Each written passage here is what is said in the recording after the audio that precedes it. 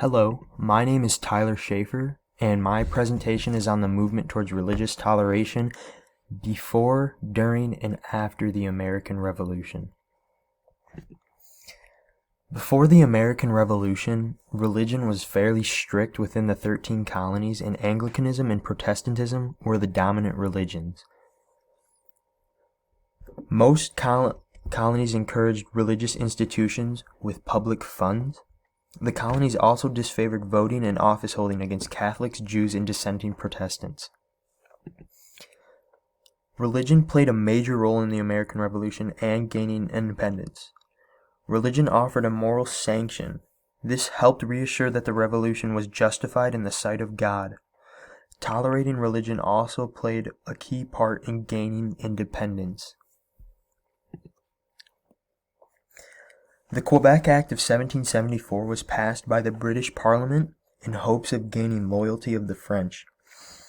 The Quebec Act expanded the southern boundary of the Canadian province to the Ohio River. The act also granted freedom of worship for French Canadians and also granted legal toleration to the Roman Catholic Church. The act was passed in hopes of spreading popery in North America.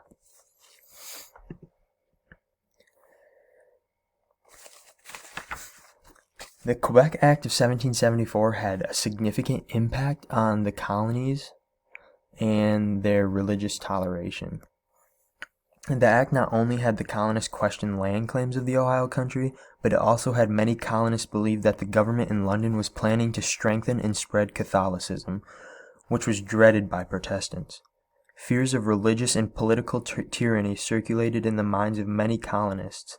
This led to the colonists deeming the Quebec Act unacceptable and a threat to their freedom.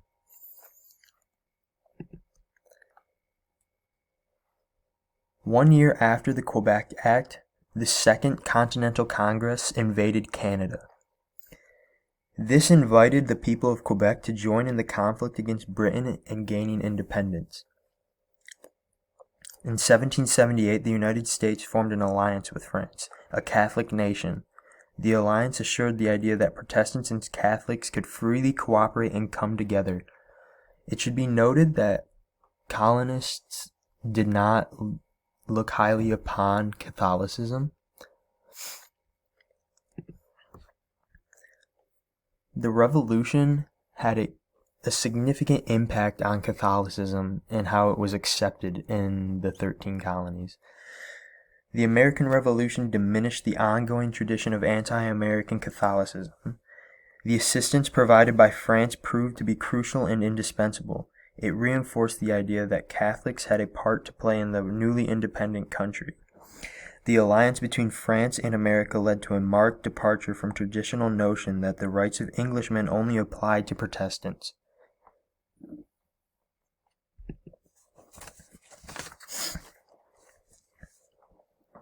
The end of British rule quickly threw into question the privileged position enjoyed by the Anglican Church in many colonies.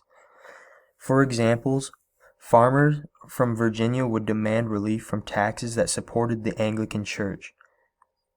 The leaders of the Revolution believed that religion was necessary for a foundation of public morality.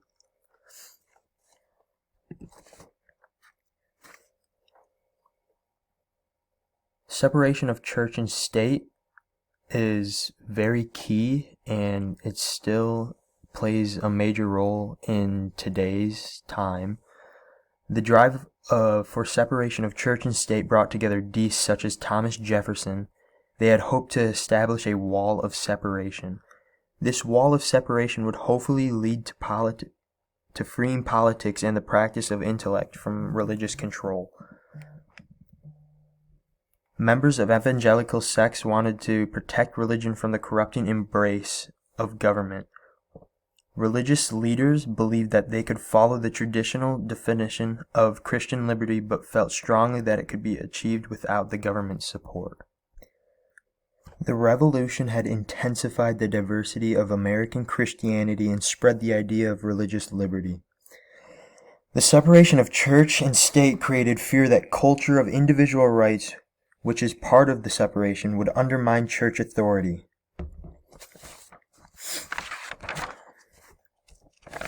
For example, the Moravian Brethren were a Protestant religious group that emigrated from Germany to North Carolina. The Moravian elders were shocked at the fact that many younger members, like so many other Americans of the Revolutionary generation, insisted on practicing their alleged freedom and human rights to the elders. To the elders, the idea of individual liberty was not important and a threat. Despite the fears, the revolution did not end the influence of religion on American society. But instead it did quite the opposite. American churches learned to adapt. Because of religious freedom, there was an astonishing proliferation of religious denominations, which are subgroups of within a religion. Separation of church and state created the social and political space that allowed all kinds of religious institutions to thrive.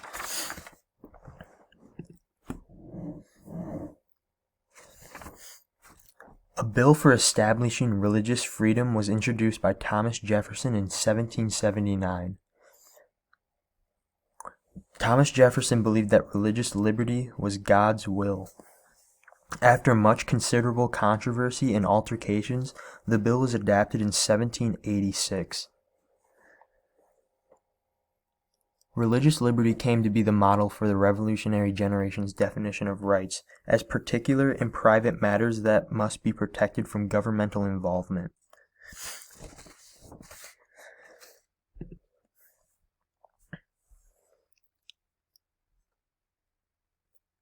Religious and secular language merged in the struggle for independence.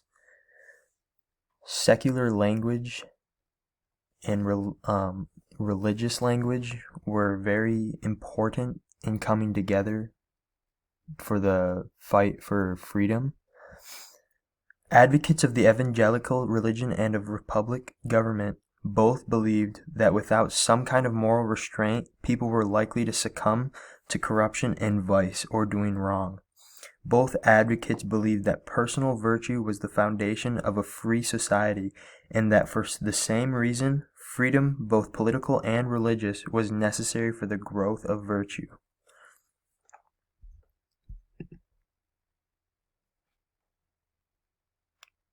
Most leaders of the revolution were committed Christians, and even deists believed that religious values reinforced the moral values required for a republic to succeed.